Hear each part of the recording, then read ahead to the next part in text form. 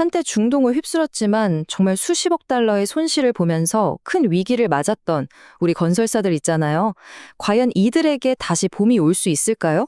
오늘 슬라이드를 보면서 그 가능성을 한번 자세히 파헤쳐 보겠습니다. 자, 이 숫자 좀 보세요. 1,400억 달러. 이게 바로 우리 건설사들 앞에 놓인 중동발 기회의 규모입니다. 어마어마하죠? 근데요, 이게 왜 첫 번째가 아니라 두 번째 기회인지 그걸 알려면 시간을 좀 거슬러 올라가야 합니다. 성공과 실패가 교차했던 그 역사 속으로 말이죠. 이게 뭐 갑자기 하늘에서 뚝 떨어진 이야기가 아니에요. 지금 보시는 이 사진처럼요, 수십 년 전부터 우리 건설사들은 중동의 그 뜨거운 사막 위에서 도시를 세우고 산업 기반을 닦았습니다. 말 그대로 땀으로 신뢰를 쌓아온 거죠. 자, 2000년대로 가볼까요? 이때 국제 유가가 막 치솟으면서 중동 국가들 금고가 그야말로 오일머니로 가득 찼습니다. 그럼 이 돈을 어디에 썼을까요? 네, 바로 사막을 최첨단 도시로 바꾸는 정말 전례 없는 건설, 골드러시가 시작된 겁니다. 이 거대한 흐름에 우리 기업들이 당연히 올라탔죠. 정부 지원까지 받으면서요. 그래서 수주액이 한 해 무려 470억 달러. 정말 경이로운 기록을 세우면서 정점을 찍었습니다. 지금 보시는 것처럼 세계에서 제일 높은 빌딩부터 시작해서 무려 10만 가구가 사는 완전히 새로운 도시까지. 말 그대로 현대 중동의 랜드마크를 우리 손으로 만들어낸 겁니다. 그런데 말이죠. 이렇게 화려하게 쭉쭉 뻗어 올라가는 건물들 뒤에서는 아주 거대한 금융 위기가 소리 없이 자라나고 있었어요. 아니, 도대체 뭐가 잘못된 걸까요? 이 화려한 성공 뒤에 숨어있던 그림자. 그 문제의 핵심에는 바로 계약 방식이라는 아주 치명적인 함정이 도사리고 있었습니다. 당시에 유럽이나 일본 같은 쟁쟁한 경쟁사들을 이겨야 했잖아요. 그래서 수주를 따내려고 우리 기업들이 총액 확정 일괄 수주, 영어로는 LSTK라는 좀 위험한 계약을 맺게 됩니다.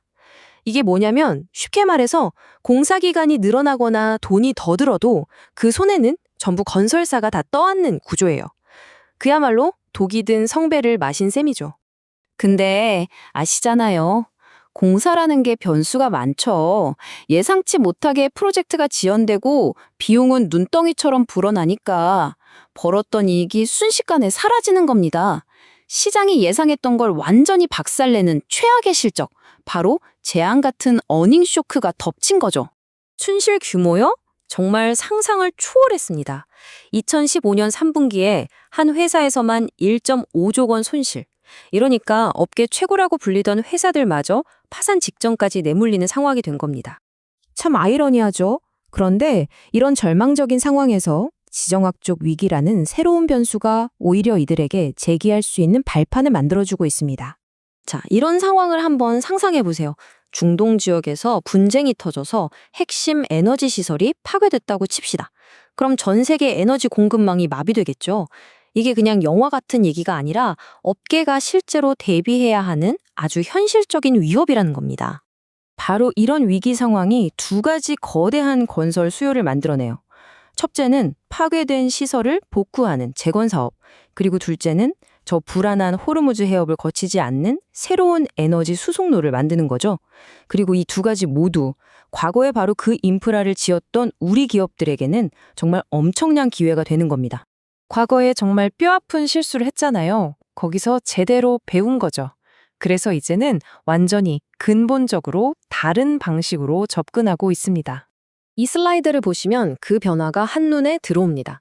예전에는 모든 위험을 다 떠안는 고위험 방식이었잖아요. 이제는 거기서 벗어나서 시공사랑 발주처가 위험을 함께 나누는 훨씬 더 스마트한 계약 방식으로 바뀐 겁니다.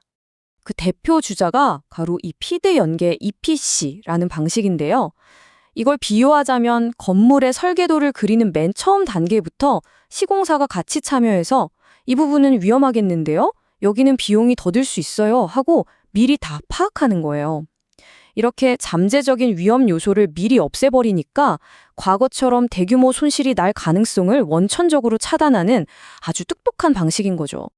자, 그렇다면 이렇게 새롭고 스마트해진 접근 방식, 이게 앞으로 어떤 의미를 가지게 될까요? 기억나세요? 처음에 보여드렸던 숫자, 바로 1,400억 달러입니다. 앞으로 3년 동안 원전과 중동에서 나올 계약 규모가 이 정도라는 건데 이게 어느 정도냐면 지난번 그 엄청났던 호황기의 정점과 거의 맞먹는 수준입니다. 그래서 전문가들은 특히 플랜트나 원전 분야에서 압도적인 경험을 가진 현대건설이나 GS건설 같은 기업들을 주목하고 있습니다.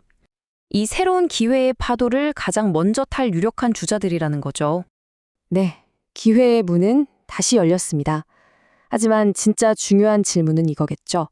과연 우리 건설업계가 그 수십억 달러짜리 값비싼 수업료를 내고 얻은 교훈으로 이번에는 정말 지속 가능한 성공 신화를 쓸 수 있을까요?